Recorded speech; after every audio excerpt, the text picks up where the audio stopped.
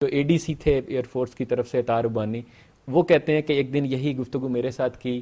وہ کہتے ہیں میرا بڑا خیال کیا کرتے تھے، ناشتے کی میز پہ خود مجھے ساتھ بٹھاتے اور اکثر گپ شپ کرتے اور مجھے بڑے اصول اچھے سمجھاتے. تو اس دن مطلب یہ ساری دیکھیں سب مطلب لوگوں کے ساتھ یہ شیئر کی انہوں نے بات.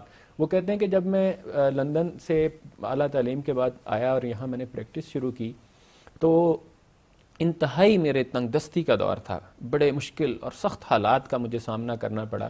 وہ کہتے ہیں کہ میرا جو گھر سے چیمبر کا فاصلہ خاصا زیادہ تھا اور بس جو تھی وہ اس کا کرایہ حالانکہ صرف 8 آنے تھا، لیکن میرے پاس پیسے نہیں ہوتے تھے، مجھے 100 میں سے 90 دفعہ پیدل ہی جانا پڑتا. صحیح. اب وہاں یہ تھا کہ ہندو اور پارسی وکیل جو تھے وہ چھائے ہوئے تھے، ایک مسلمان وکیل اور خاص طور پہ ایک نوجوان جو ابھی صرف پڑھ کے آیا ہو تو اس کے لیے بڑا مشکل تھا کہ وہ اپنی جگہ بنائے. اور اس وجہ سے کہتے کہ مجھے کوئی کیس نہیں مل رہا تھا.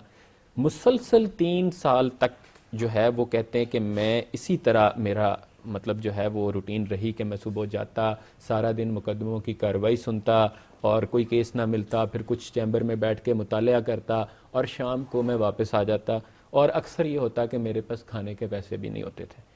اب آپ مطلب یہ دیکھیں اس میں بہت بڑا ایک میسج ہے. لوگ تو وہ دیکھتے ہیں جی کہ قائد نے سوٹ پہنا تھا، سگار تھی، ہیٹ تھا، بڑا انجوائے کرتے تھے، فرسٹ کلاس میں جو ہے وہ ٹریول کرتے تھے، لیکن اب یہ کوئی نہیں دیکھتا کہ اس شخص کے سٹرگل کتنی ہے، اس نے کتنی مشکلات جو ہیں اور اس میں کیا ڈٹرمینیشن ان کی رہی ہے.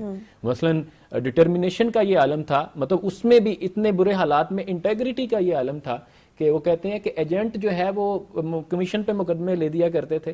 تو وہ کہتے ہیں اسی طرح مجھے بھی آفرز ہوئی کہ جناب اگر کچھ کھانا پینا ہے تو کچھ بنانا ہے تو یہ پھر ہم سے کمیشن ہمیں دیں اور یہ مقدمے لے لیں. تو میں نے انہیں انکار کر دیا. پھر وہ کہتے ہیں کہ ایک کمیشن ایجنٹ تو میرے پیچھے پڑ گیا. تو اس کو میرا جواب یہ تھا کہ مسٹر میں بھوک سے مر جانا پسند کروں گا لیکن کمیشن پر مقدمہ نہیں لوں گا.